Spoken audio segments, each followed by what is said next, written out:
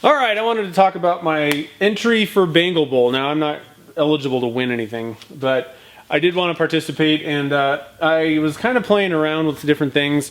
One of the things with Bangle Bowl, one of the things that we wanted, one of the goals of it, I guess, is to share something new with people. There's not that many people making bangles in the first place, and me and Kyle did. You know, both we realized we both make them, and thought, hey, let's have a contest. So.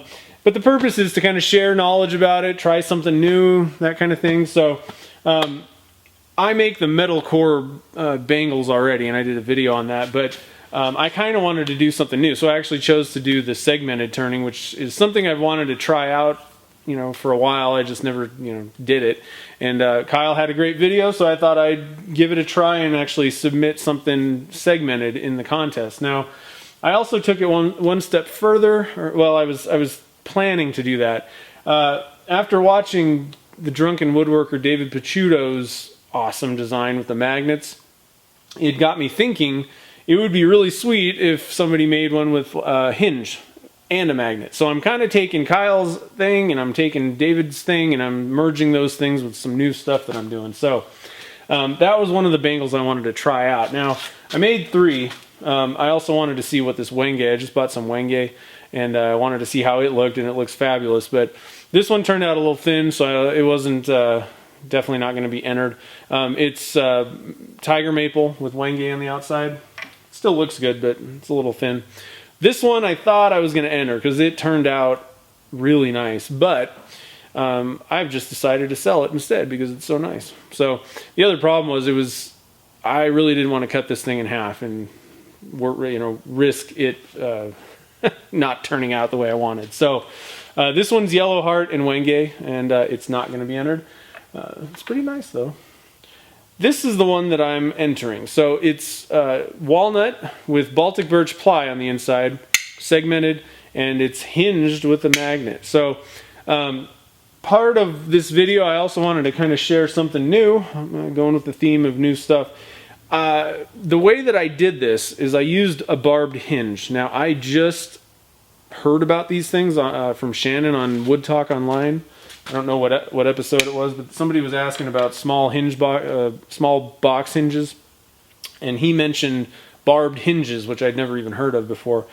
Well, these things are super thin, and all you do is you cut a slit, like a kerf, and you just jam it in there, basically, and these barbs keep it supposedly in there. If you pull hard enough, it'll come out, so I just want to let you know about that. They're meant for kind of, I don't know, you're not going to put this on some kind of like heirloom quality stuff. This is not the hinge for that. But for simple things like this is a pen case, I don't really want to mess around with this. My product is the pen, not the case. So anything that I can cut a slit and jam a hinge in and get it together is perfect. So the other thing about these is the way that they mount. They're so thin that was the only way.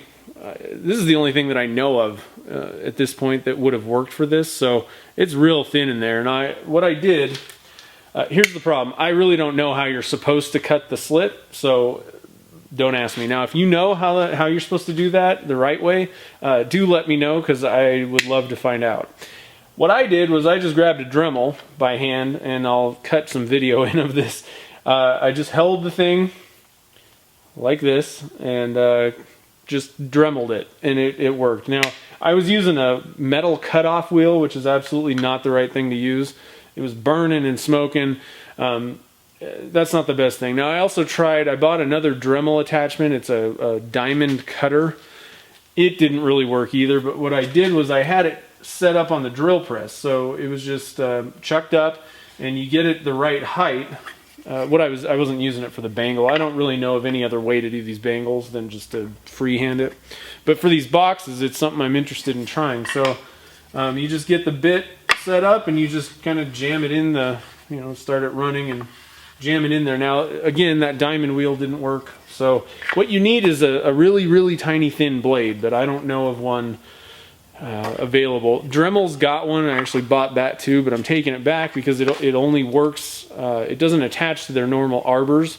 It's got some special doohickey head that doesn't allow you to do what I wanted to do on the drill press. So Don't know exactly how you're supposed to cut them, but you can get decent results literally just holding it with a Dremel. So check that out. If you run into some issue where you need to get a hinge in something really thin or something like that, try out these Barbed Hinges.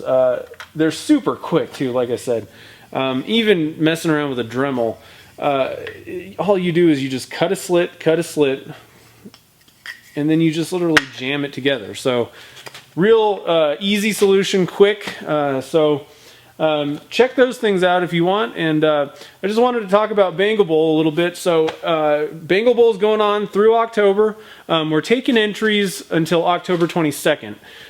So get out there and make your bangle and get it entered over at the Wood Whisperer website. I'll have a link below to the page, the main contest page. Voting begins on the 24th, and so anybody's eligible to vote, whether you're participating, making a bangle, or what.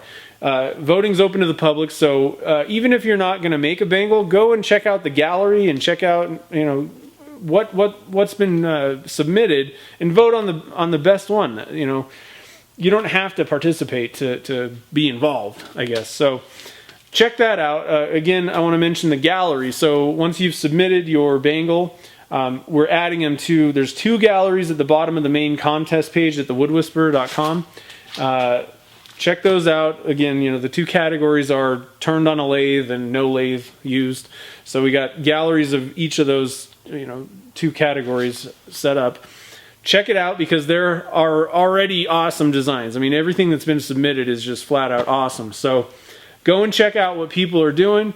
I've been watching Twitter and YouTube, and for what people are working on, man, I can't even wait to see all the stuff that comes in, because there's just designs all over the board. And like I said, we've already gotten about a dozen awesome entries, just out of the box thinking, cool designs, beautiful work. So check it out, keep watching. I update it once or twice a day.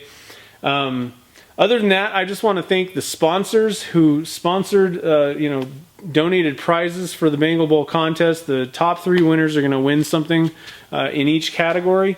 I want to thank everybody that's participating, that's sharing knowledge, that's just having fun with this. This is a fun contest, and creativity was kind of the key. Fun and creativeness. So it looks like everybody's doing that. So I'm really excited, and I can't wait to see the end of this thing and see what everybody submits. It's going to be amazing. So if you have any questions or comments for me, definitely leave them below. If you need to get a hold of me, you can email me at zach@nvwoodworks.com. Either way, if you leave comments or email me, I answer all of them. So also, if you know how you're supposed to cut these things out, or have a good idea on how to cut these things, that's better than freehanding it with a Dremel, definitely let me know. That'll help me out. And other than that, I think that's about it. So thanks for watching, and I will see you next time.